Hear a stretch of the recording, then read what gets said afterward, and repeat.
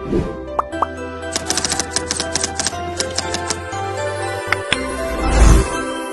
memulakan show hari ini, mari kita tonton video yang dibawa oleh Encik Najimuddin dahulu. Gas. Wih, sakit ni. Tunggu dia. Betul. Sakit bodoh dia ni tu. Baik, pergi. Hei! Diam lah. Babi.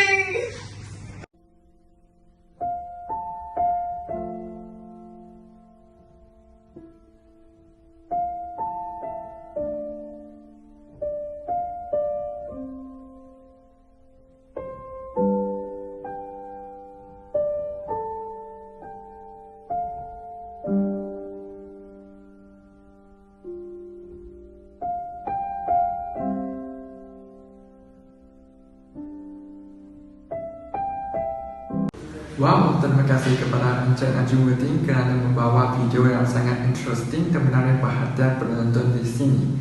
Melalui video ini, kita boleh memahami situasi internet trust dengan baik dan jelas. Seterusnya, Encik Abdullah Ahmad merupakan seorang ahli psikologi yang meneliti tekanan manusia. Encik Abdullah Ahmad akan berkongsi pandangan atau pendapat dia tentang apa itu internet trust. Assalamualaikum warahmatullahi wabarakatuh. Okey, terima kasih kepada pengacara kita. Okey, tanpa membuang masa, saya akan meneruskan kaitan dengan pembincangan kita mengenai stres. Okey, apa itu stres? Stres tu ialah reaksi seseorang baik secara fizik ataupun emosional, mental lah. Apalagi apabila ada perubahan di lingkungan yang mengharuskan seseorang itu menyesuaikan diri.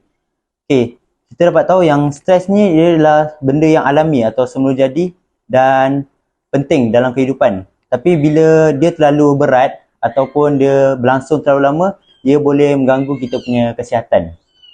Okey, saya boleh kasih fakta lah. Okey, remaja, diorang mengatasi stres ni dengan cara yang berbeza-beza mengikut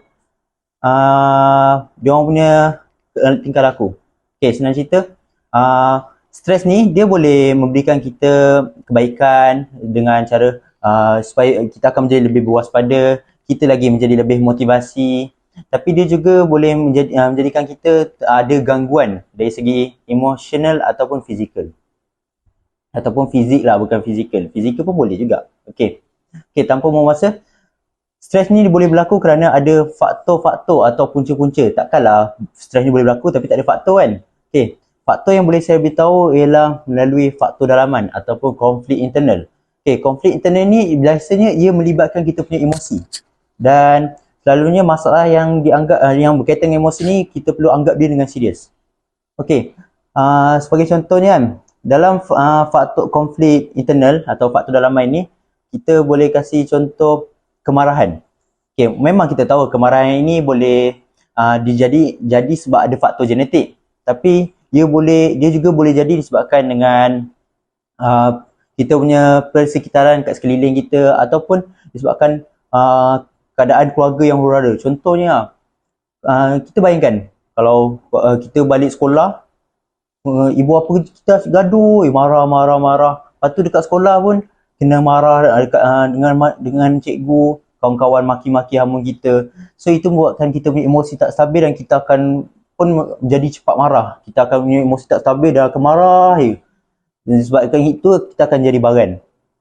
Okey, cukup lah untuk kemarahan. Ada lagi yang lain. Okey, yang ni umumnya semua orang dah tahu. Antara faktor dalaman stres ni internal iaitu anxiety. Atau anxiety ataupun kita istilahkan dia sebagai kebimbangan. Ya, kebimbangan ni pun dia menjadi faktor dia antara dia pengaruh keluarga. Okey, sebab apa? Okey, cuba bayangkan. Ibu bapa mendidik anak-anak dengan tegas.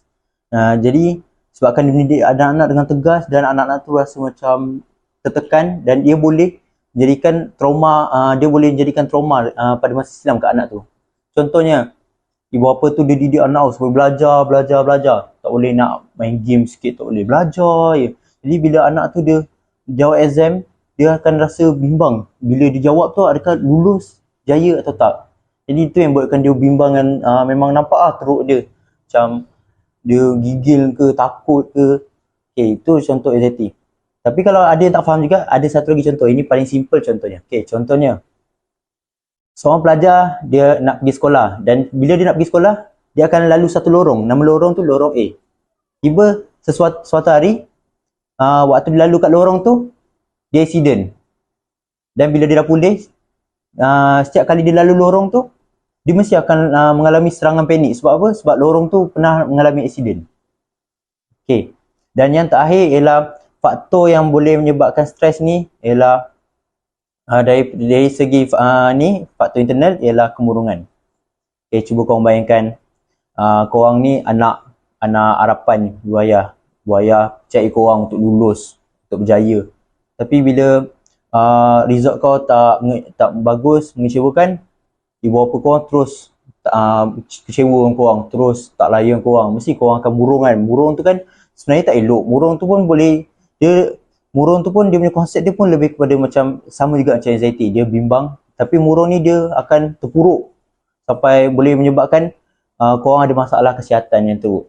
So itu sahaja perkongsian daripada saya ni. Okay, saya serahkan kepada pengacara balik. Terima kasih. Alright, dan terima kasih kepada Encik Abdullah Ahmad. Saya pun setuju dengan pandangan Encik dan saya percaya pandangan beliau dah cukup jelas dan berguna kepada kita. Kemudian, Encik Hari Akasha merupakan seorang psikiatrik yang telah melibatkan diri dan berkhidmat dalam bidang ini selama tahun-tahun. Encik Hari Akasha akan berkongsi apa itu implikasi jika kita suffer dari internal stress. Bismillahirrahmanirrahim. Assalamualaikum dan salam sejahtera. Salam Malaysia Madani dan salam BMM Warrior. Pertama kalinya saya ingin mengucapkan jutaan terima kasih kepada pengacara majlis kerana sudi menjemput saya pada program talk show ini. Bagi menjawab soalan yang dilontarkan sebentar tadi, individu yang mengalami stres sentiasa kehilangan tenaga yang diperlukan untuk menjalani kehidupan seharian mereka. Jika ini berlaku, ianya boleh menyemai sikap negatif dalam kehidupan mereka sendiri. Kemurungan akan menjadi dan mencetuskan kesan negatif kepada kehidupan individu berkenaan. Seterusnya, umum mengetahui penyakit jantung merupakan penyebab kematian nombor 1 di dunia. Sebahagian besar dari mereka, simptom atau petanda penyakit jantung mempunyai kaitan dengan stres. Peningkatan tekanan darah yang mendadak dan debaran jantung berterusan adalah antara tanda-tanda stres. Berasaskan fakta-fakta tersebut, adalah penting untuk seseorang untuk berbuat sesuatu sekiranya mereka mendapati diri mereka tidak berupaya menangani stres. Mereka perlu mengatasi masalah tersebut secepat yang mungkin untuk mengelakkan diri dari menjadi mangsa stres yang boleh membunuh diri mereka sendiri. Selain itu, tahap stres kebiasaannya bergantung kepada beberapa faktor seperti tempoh stres yang dialami dan bagaimana individu tersebut menangani stres tersebut. Punca utama stres seringkali dikaitkan dengan masalah kehidupan yang terjadi seperti masalah peribadi, masalah di tempat kerja dan lain-lain. Akhir kata daripada saya, bahayanya stres ini ialah bukan sahaja boleh menjejaskan kualiti kehidupan kita, malahan orang sekeliling kita seperti keluarga, kawan rapat dan orang lain. Stres ini juga tidak ditangani dengan betul, boleh menyebabkan pelbagai jenis penyakit dan memberi kesan buruk terhadap tubuh badan kita. Sekian sahaja daripada saya.